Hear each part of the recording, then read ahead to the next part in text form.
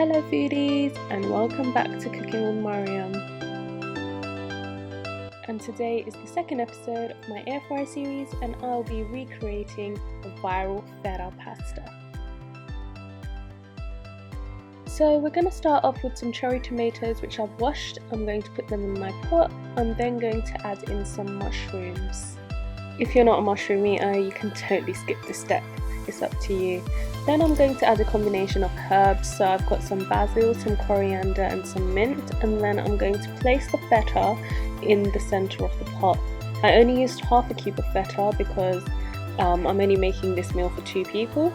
I then added my spices, which is black pepper, red chili flakes, some oregano and some cumin powder.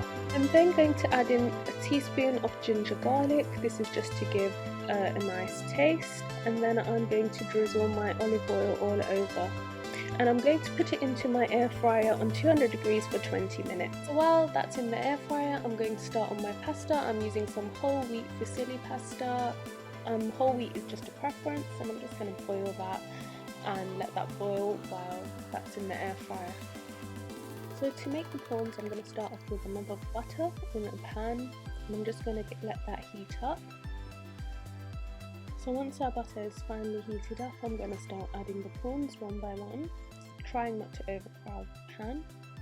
I'm just going to place them flat like that. I'm then going to season them with some red chili powder, turmeric, some paprika and some cumin powder, and then I'm going to put the heat a bit higher and then wait for the water to all dry up so the prawns become nice and crispy.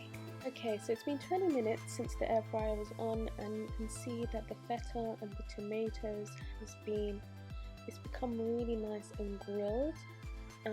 It smells amazing. I'm just going to get a fork and I'm going to dig in and mush all the tomatoes up with the feta to make it into a really nice creamy sauce.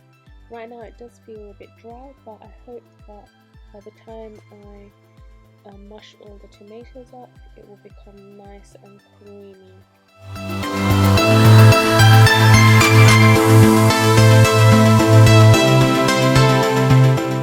As you can see now, the texture has become really nice and creamy, so I think I'm ready to go in with my prawns.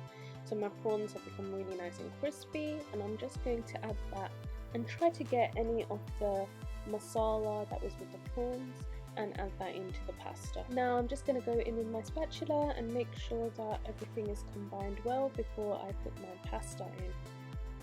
Okay, so everything's well combined. I'm now going to add in my pasta, and I'm just going to mix that in. And there you have it, the viral feta pasta with a twist. Honestly, I think the options are endless. You can add anything into it.